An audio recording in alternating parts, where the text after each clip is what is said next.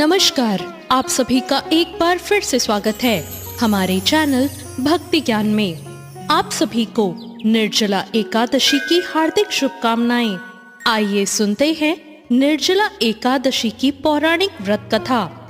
पौराणिक कथाओं के अनुसार महाभारत के संदर्भ में निर्जला एकादशी की कथा मिलती है, जो इस प्रकार है।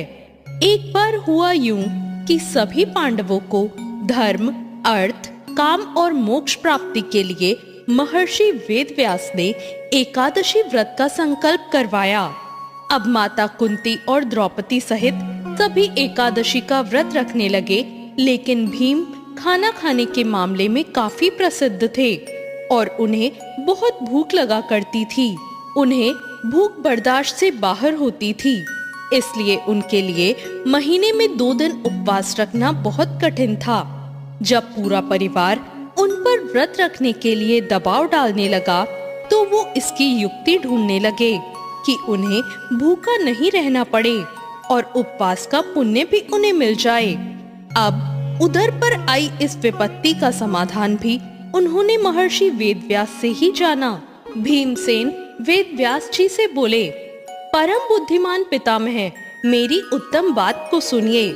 राजा युधिष्ठिर, माता कुंती, द्रौपदी, अर्जुन, नकुल और सहदेव ये सभी एकादशी को कभी भोजन नहीं करते और मुझसे भी हमेशा यही करने को कहते हैं कि भीमसेन, तुम भी एकादशी को ना खाया करो।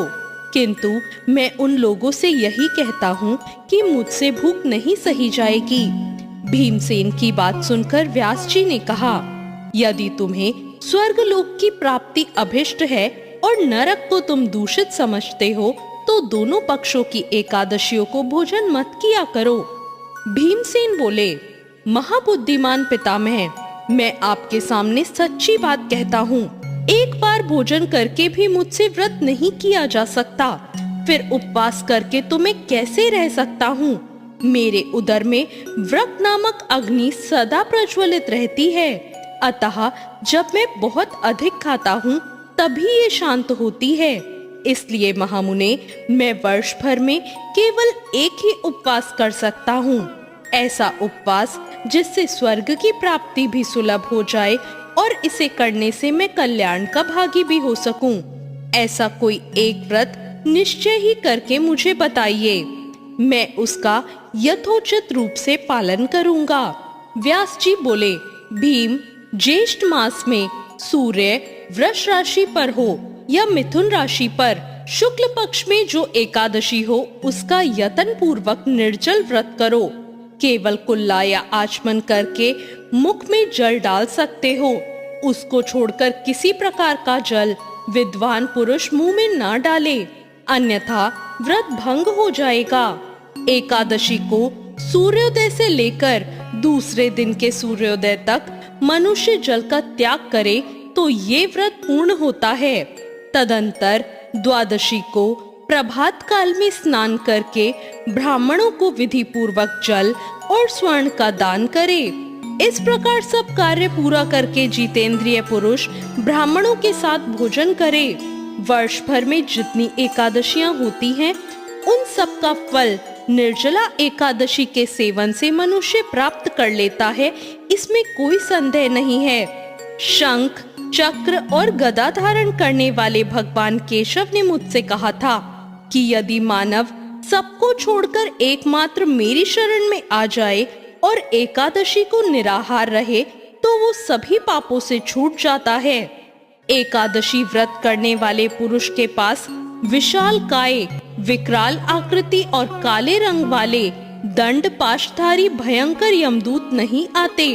अंतकाल में पीतांबरधारी, सौम्य स्वभाव वाले, हाथ में सुदर्शन चक्र धारण करने वाले और मन के समान वेगशाली विष्णुदूत आखिर इस वैष्णव पुरुष को भगवान विष्णु के धाम ले जाते हैं। अतः निर्जला एकादशी को पूर्ण यत्न करके उपवास और श्रीहरि का पूजन करो। स्त्री हो या पुरुष, यदि उसने मेरु पर्वत के बराबर भी महान पाप किया हो, वो सब इस एकादशी के प्रभाव से भस्म हो जाते हैं। जो मनुष्य उस दिन जल के नियम का पालन करता है वो पुण्य का भागी होता है। उसे एक एक पहर में कोटि कोटि स्वर्ण मुद्रा दान करने का फल प्राप्त होता है।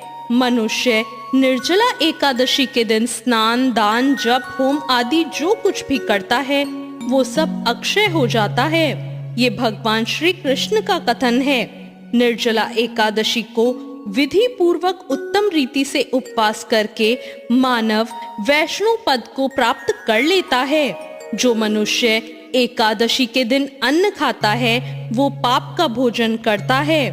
इस लोक में वो चांडाल के समान है और मरने पर उसको दुर्गति प्राप्त होती है। जो ज्येष्ठ के शुक्ल पक्ष में एकादशी को उपवास करके दान करेंगे वो परम पद को प्राप्त होंगे। जिन्होंने एकादशी को उपवास किया है वे ब्रह्म हत्यारे, शराबी, चोर या गुरुद्रोही होने पर भी सभी पातकों से मुक्त हो जाते हैं। कुंती नंदन, निर्जला एकादशी के दिन श्रद्धालु स्त्री पुरुषों के लिए जो विशेष दान और कर्तव्य विहित है उन्हें सुनो। उस दिन जल में शयन करने वाले भगवान विष्णु का पूजन और जलमयी धेनु का दान करना चाहिए अथवा प्रत्यक्ष धेनु या घृतमयी धेनु का दान करना उचित है। पर्याप्त दक्षिणा और भांति भांति के मिष्ठानों द्वारा यत्न पूर्वक ब्राह्मणों को संतुष्ट करना चाहिए।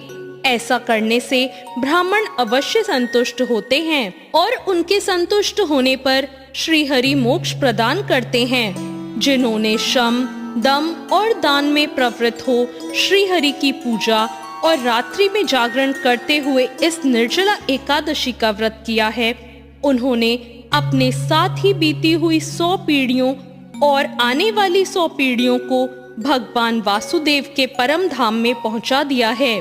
निर्जला एकादशी के दिन अन्न, वस्त्र, गौ, जल, शैया, सुंदर आसन, कमंडलू तथा छाता दान करना चाहिए। जो श्रेष्ठ तथा सुपात्र ब्राह्मणों को जूता दान करता है वो सोने के विमान पर बैठकर स्वर्ग लोक में प्रतिष्ठित होता है। जो इस एकादशी की महिमा को भक्ति पूर्वक सुनता या उसका वर्णन करता है वो भी स्वर्गलोक में जाता है। चतुर्दशी युक्त अमावस्या को सूर्य ग्रहण के समय श्राद्ध करके मनुष्य जिस फल को प्राप्त करता है वही फल इसके श्रवण से भी प्राप्त होता है। पहले दंत धावन करके ये नियम लेना चाहिए कि मैं भगवान केशव की प्रसन्नता के लिए एकादशी को निराहार रहकर आचमन के सिवा दूसरे जल का भी त्याग करूंगा। द्वादशी को देवेश्वर भगवान विष्णु का पूजन करना चाहिए। गंध, धूप, पुष्प और सुंदर वस्त्र से विधि पूर्वक पूजन करके जल के घड़े का दान संकल्प करते हुए करना चाहिए। हमें कहना चाहिए कि संसार सागर से तारने वाले हे देव देव ऋषिकेश, इस जल के घड़े का दान करने से आप मुझे परम गति की प्राप्ति करवाइए। भीमसेन, ज्येष्ठ माह के शुक्ल पक्ष की जो शुभ एकादशी होती है उसका निर्जला व्रत करना चाहिए। उस दिन श्रेष्ठ ब्राह्मणों को शक्कर के साथ जल के घड़े का दान करना चाहिए। ऐसा करने से मनुष्य भगवान विष्णु के समीप पहुंचकर आनंद का अनुभव करता है और द्वादशी को ब्राह्मण भोजन कराने के बाद स्वयं भोजन करना चाहिए। जो इस प्रकार पूर्ण रूप से पापनाशिनी एकादशी का व्रत करता है वो सब पापों से मुक्त होकर आनंदमय पद को प्राप्त होता है। ये सुनकर भीमसेन ने भी इस शुभ एकादशी के व्रत को आरंभ कर दिया। तब से ये लोक में पांडवी एकादशी या भीमसेनी एकादशी के नाम से भी विख्यात हुई। तो ये थी निर्जला एकादशी की व्रत कथा। आपको ये कथा कैसी लगी कमेंट करके जरूर बताएं।